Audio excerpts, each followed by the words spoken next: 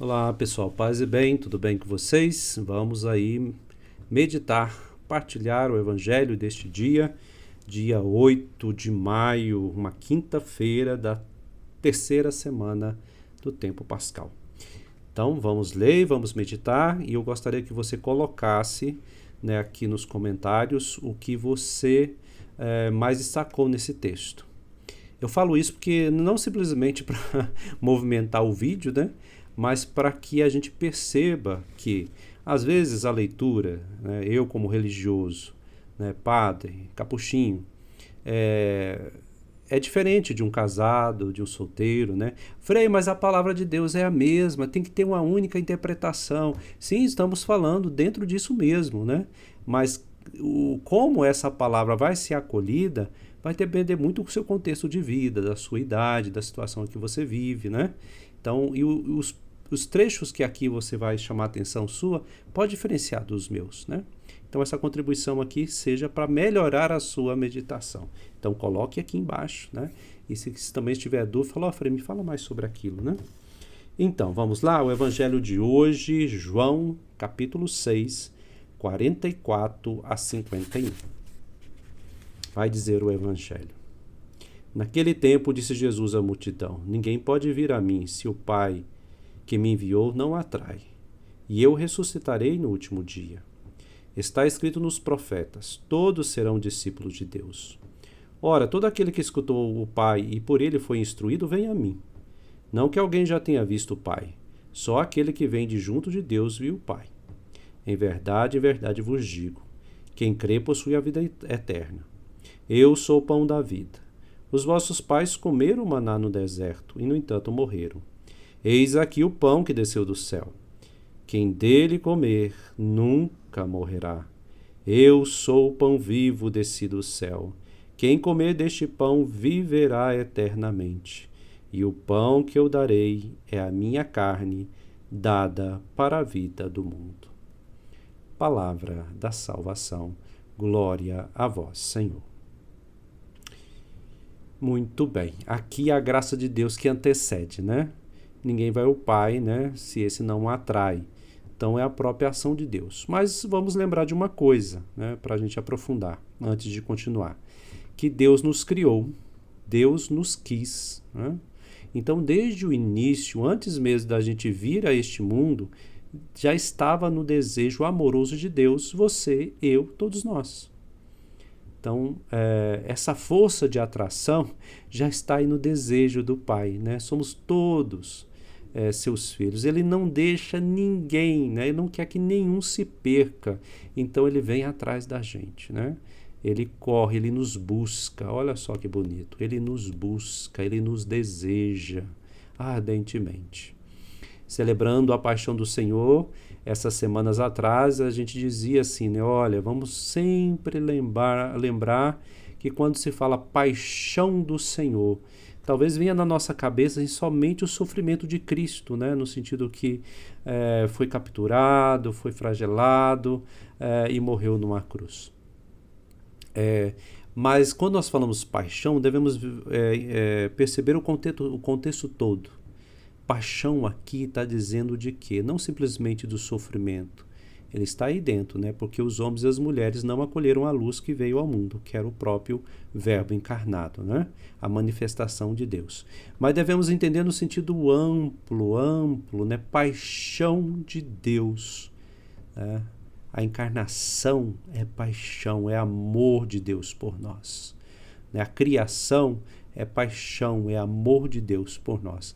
Agora, de forma mais fundamental, é claro, a paixão do Senhor de entrega, de sacrifício, certo? Mas também precisamos entender paixão no sentido amplo, bem amplo. Pois eu sou o pão da vida. A paixão do Senhor, Ele é apaixonado por você, por mim. Eu sou o pão que veio a este mundo, o pão que desceu do céu. Quem come deste pão viverá eternamente. Viverá eternamente. Aí se pode pensar, quer dizer que a gente vai viver para sempre quando a gente morrer. Calma lá.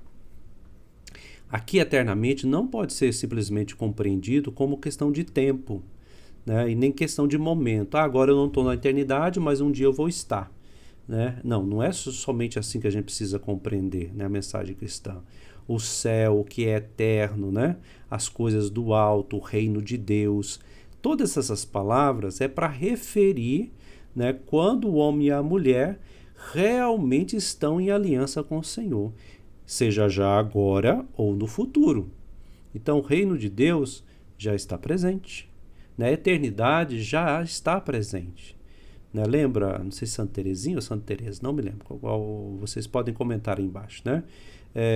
Bom, se diz que o céu é Deus, né? Então, se ele está dentro de nós, né, em minha alma, assim, no meu coração, então eu encontrei o céu, né? Se Deus está em mim, eu encontrei o céu.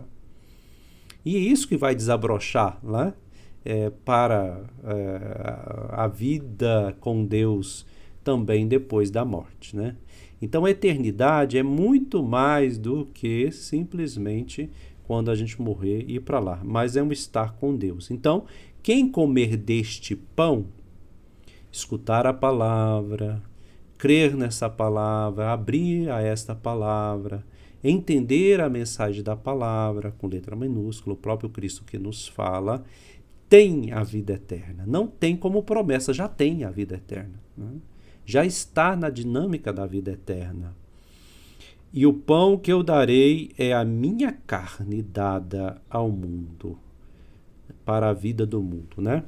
Então aqui nós vemos como que também a própria vida, o verbo que se faz carne e se doa, né, anunciando o evangelho, revelando quem é Deus, ele mesmo, né, em íntima união com o Pai, eu e o Pai somos um, no Espírito, né, ele vai se revelando, então essa realidade encarnada mesma, né.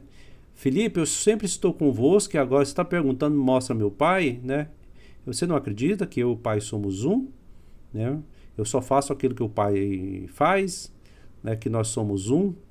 Então, assim, essa forma encarnada mesmo, concreta, né? Que é dada para a vida do mundo. Então, é em Cristo, pelo corpo de Cristo, esse reino que se estabeleceu entre nós e principalmente pela vida, morte e ressurreição, nós também agora participamos já, né, deste reino. Então, sempre que você escutar a palavra reino de Deus, não resuma, não faça isso, não resuma simplesmente depois do pós-morte. Já começou, já é agora, o verbo já veio, já ressuscitou, né? Passou por toda a paixão, ressuscitou e nós estamos o quê? Neste caminho do reino. Todo batizado, todo aquele que adere a Deus, está nesse desdobramento do reino. Então a gente precisa contribuir para que esse reino vai se fazendo cada vez mais forte e se possa espalhar pelo mundo inteiro. Então, cada um que começa a viver neste reino ao modo de Jesus, pelo poder de Jesus, não simplesmente como modelo de imitação, também, né? Porque se for só imitação, a gente podia imitar tantos outros, né? No sentido de pessoas santas, boas, não. Mas é imitação pelo poder de Deus. Então, essa imitação ela precisa ser potencializada pela graça do ressuscitado, e aí Deus, como cabeça da igreja, nós, igreja, vamos começando cada vez mais a nos tornar carnes, né? Ou seja, manifestação da graça de Deus para esse mundo. Seremos os outros Cristos, né? Por isso nós somos chamados cristãos, né? Aí você fala, Frei, mas outros Cristos iguaizinhos... Não, na sua graça, no seu poder, né?